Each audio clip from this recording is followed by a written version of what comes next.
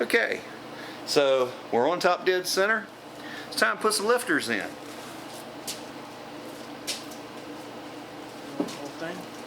Oh, why not? And these are regular comp cams, hydraulics. We've been letting them soak.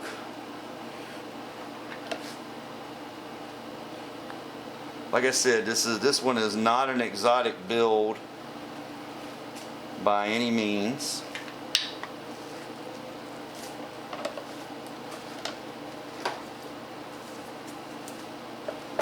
And the cam's loaded up with assembly lube.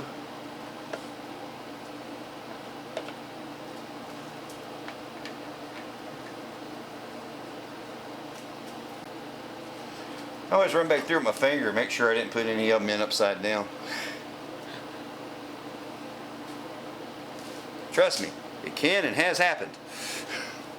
Okay, I know y'all get tired of seeing me clean stuff, but there's a reason I do it.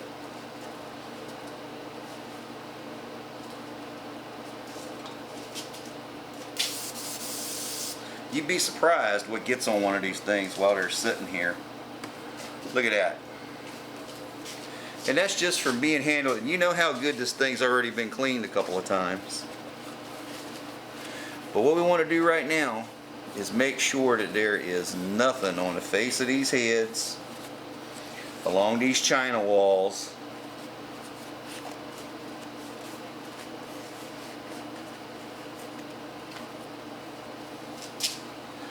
look how black that rag is.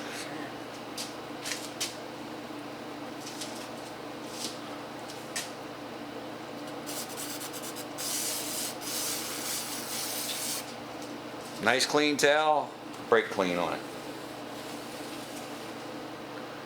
Got some more. Okay, so I'm gonna get that a second to dry.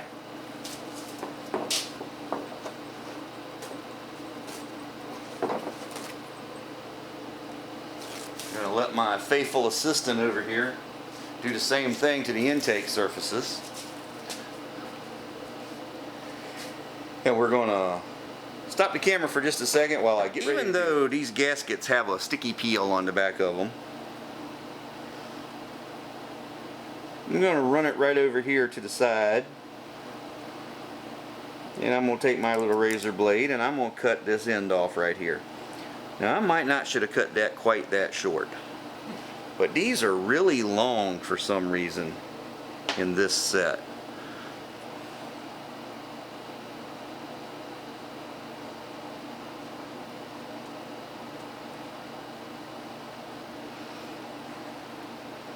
So there's that one.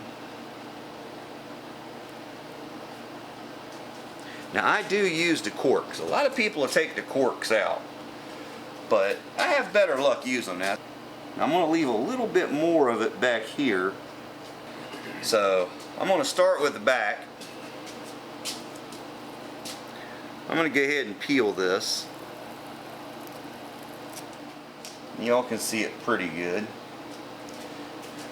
And once you stick it, it's stuck. So, got to kind of get it right the first time. Now I'm going to come up front, and I got this one pressed over the pin, and I'm going to have to get it off of the pin, and I'm going to do the same thing. I'm going to peel it. You know, kind of get it all nice and lined up.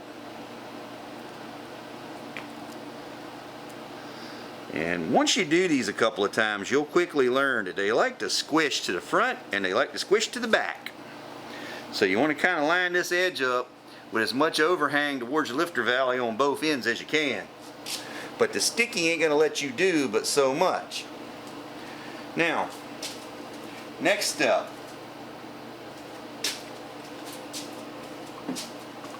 The aviation sealer once again. Now I don't want this getting real runny. I'm going to go in here and I'm going to paint the back side of the gasket. Yes, the back side of the gasket.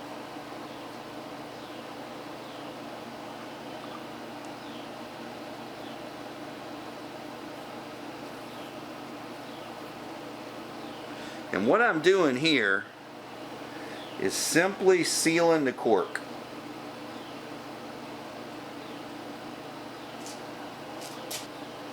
Now it'll also wick under the gasket a little bit.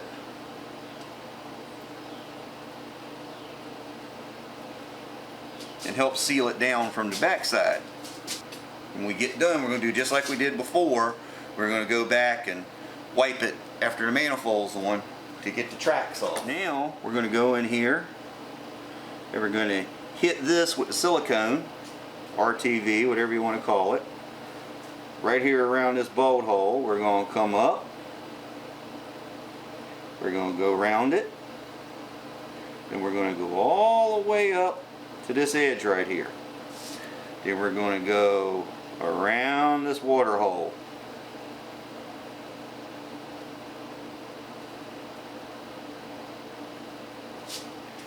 We're going to do the same thing over here.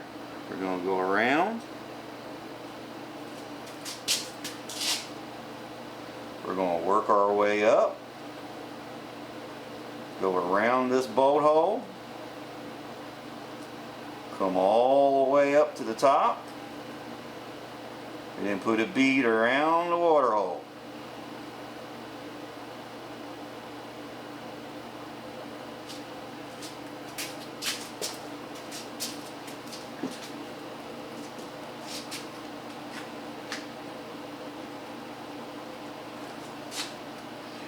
Come to the front. Same thing.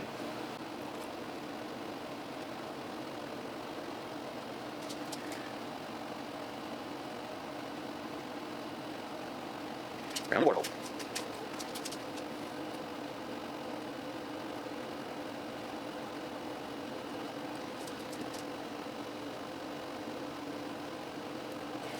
Now before you stick it up there, make sure you got your gasket lined up. Now you notice it's print sealed on both sides.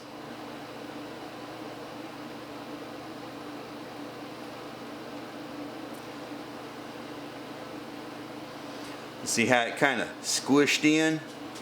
That's what we want to see. And then back here on the back, it's wanting to ride up on the gasket a little bit, but we'll take care of that when we put it in.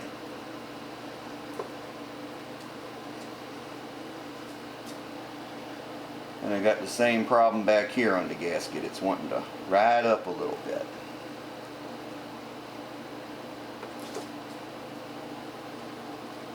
Now,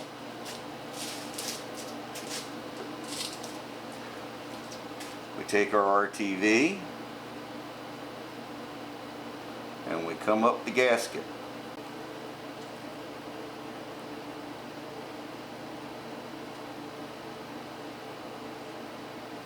Go around the water jacket.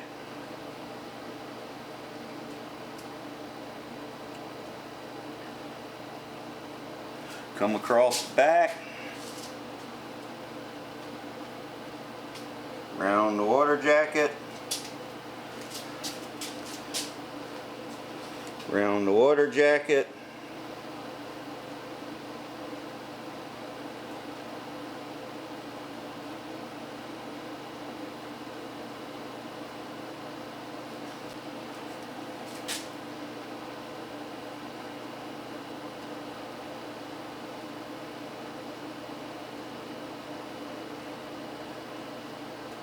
Then across the front.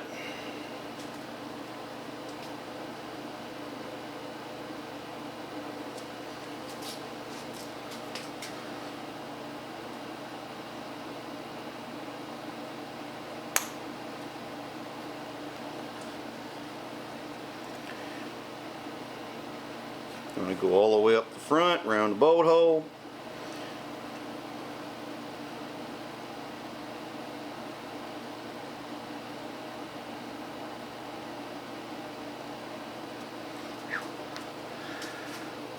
You're going to give it a look, make sure we didn't miss anything. Alright, we're ready to set the manifold back on. Okay.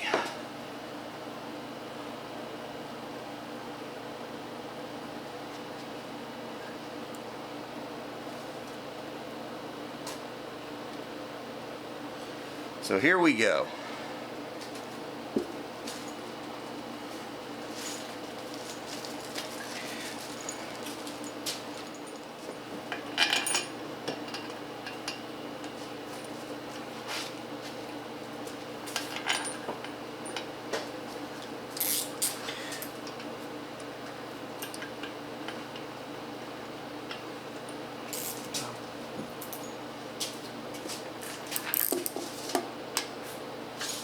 long screwdriver. Phillips head preferably.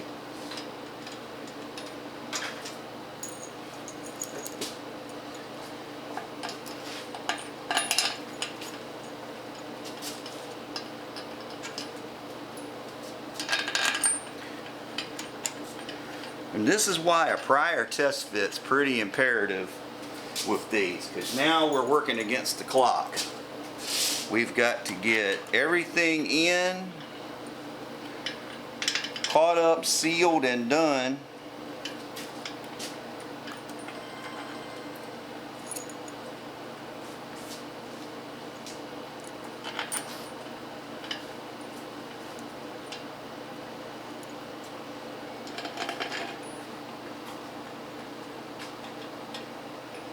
Alright, we're right on the bolt holes.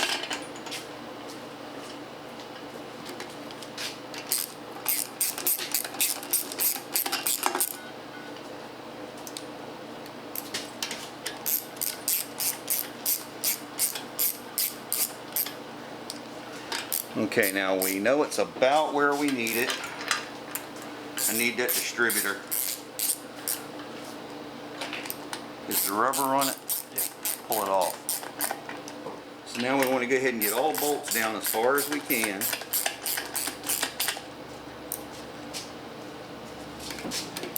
Without making contact.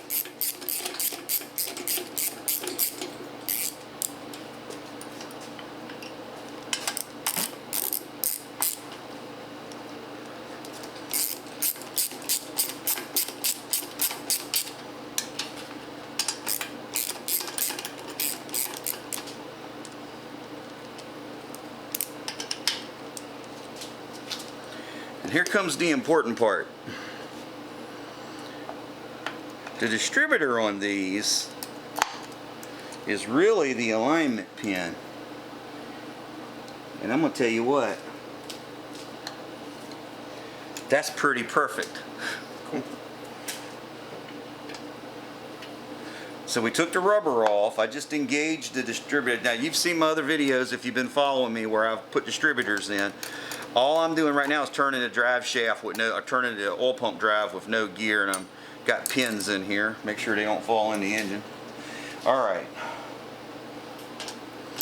Okay, so we're going to tighten up the two loose ones just a little bit. We're going to take the hammer, give it a bump.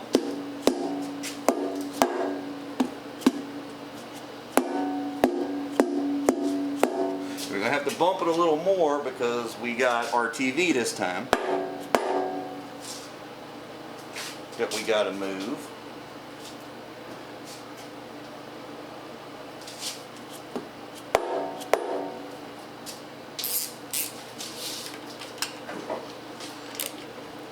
We're still centered on the distributor.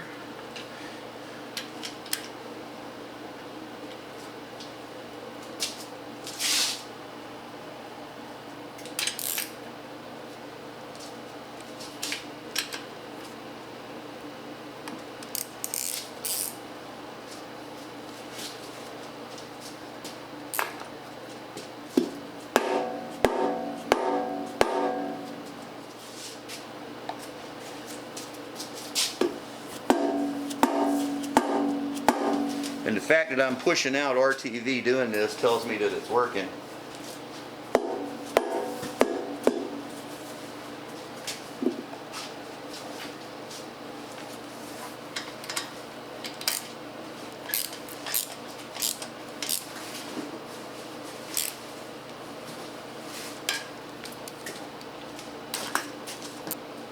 And then you want to look around and make sure your RTV gushed. And it did. And I just got a big old, more of a finger full of it than I want it to from right there, but. And it's coming out pretty good. Good.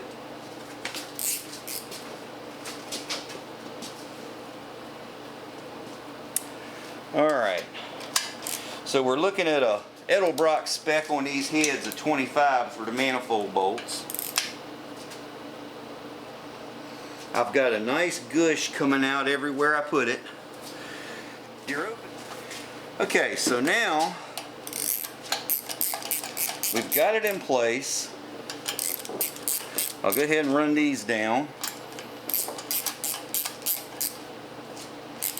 Then you'll see a little more squish here.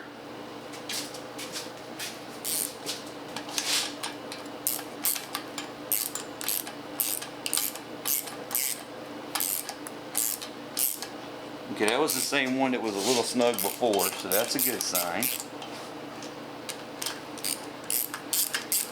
Distributor still looks centered in the hole. Yep.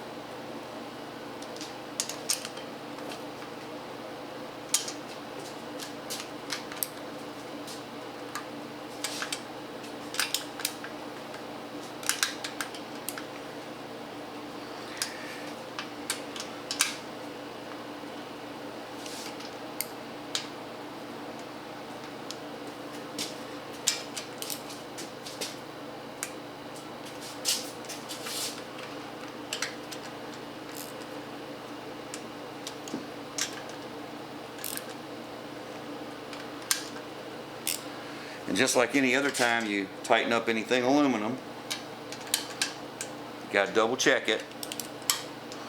And we will double check these heads one more time before we put the rocker arms on. Now we're not putting the valve covers on right now. So what I'm going to do is wipe as much as I can off right here at these joints, because we're going to want those nice and clean when we come back and we do mount our valve covers.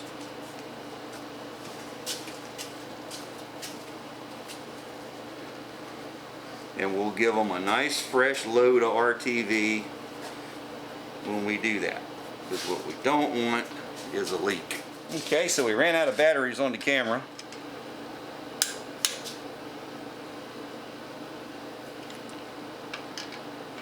Oh, wait a minute, getting ahead of myself.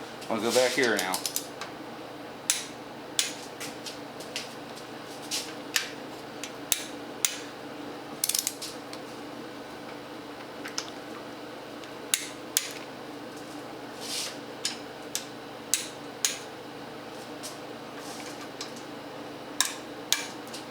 Now I'm going to recheck them all.